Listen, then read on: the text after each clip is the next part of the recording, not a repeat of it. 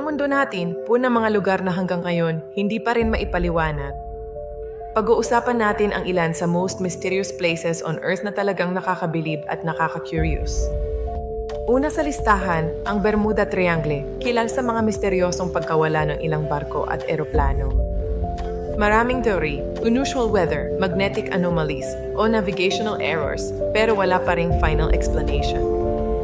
Sa Peru naman, makikita ang Nazca Lines, malalaking drawings sa lupa na kitang-kita lang kapag nasa Erika.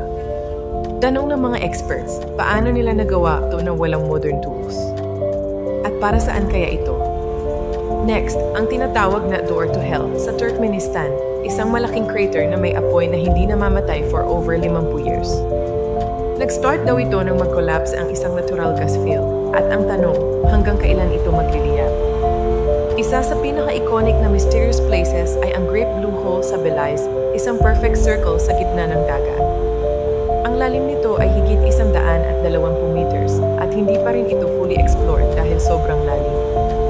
Ang mga lugar na to ay reminder na marami pang hindi napapaliwanag sa mundo.